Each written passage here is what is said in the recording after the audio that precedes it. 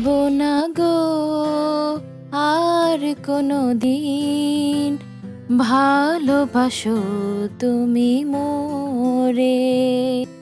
বলবো না গো আর কোনো দিন, ভালোবাসো তুমি মোরে। আসসালামু আলাইকুম। আশা করি যে যেখানে বসে আমার ভিডিওটি দেখছেন সকলে ভালো আছেন, আর আপনারা ভালো থাকেন, এটাই সবসময় চাই। আসলে শুরুতেই গানটা করার পেছনে একটি উদ্দেশ্য আছে।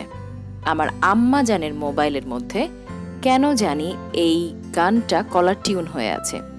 আম্মার দুইটা নাতনি এবং এক নাতির মধ্যে যে কোনো একজনের এই অকাজটা, তো ধরে নিচ্ছি এটা আমার মেয়েরই অকাজ, কারণ তারা তো না বুঝেই করে ফেলেছে। এখন আম্মা তো পারে যে চেঞ্জ করবে।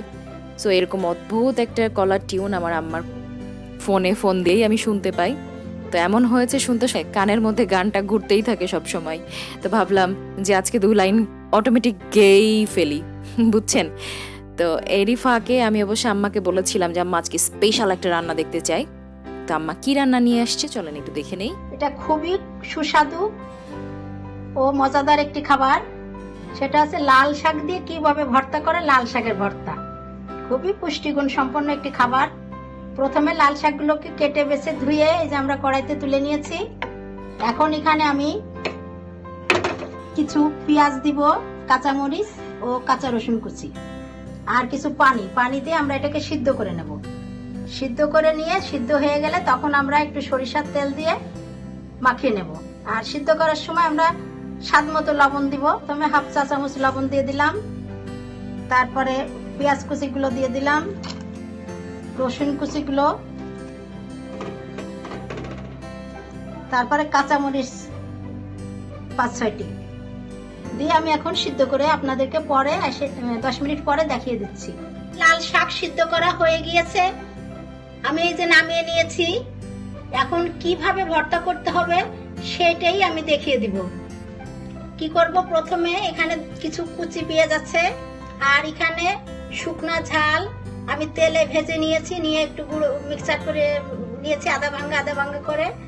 এখন আমি সরিষার তেল দিয়ে দেবো প্রয়োজন মতো, যতটুকু আপনি খাবেন সেই প্রয়োজন মতো সরিষার তেল দিয়ে আমি এইভাবে এটাকে মিক্সড করে নিয়ে আর শাকটাকে একটু এরকম করে থেতো করে তারপরে এইভাবে শাকের ভিতরে এটাকে ঢেলে মিশিয়ে ভালো করে মাখিয়ে তারপরে গরম গরম ভাতের সঙ্গে একটি স্বাস্থ্যসম্মত খাবার, ভিটামিন প্রচুর পরিমাণে, এতে একটু ভিটামিন নষ্ট হবে না।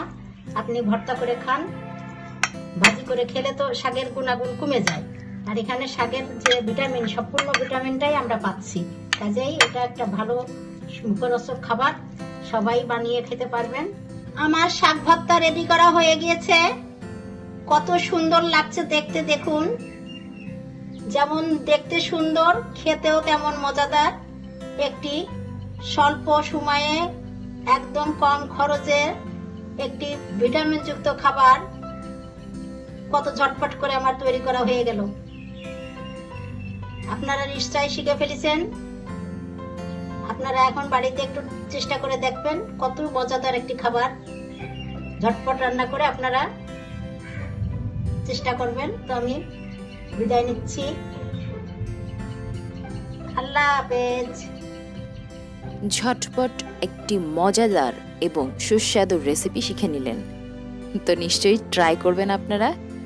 ভালো থাকবেন, আবার দেখা হবে খুব তাড়াতাড়ি। সেই পর্যন্ত আল্লাহ হাফেজ।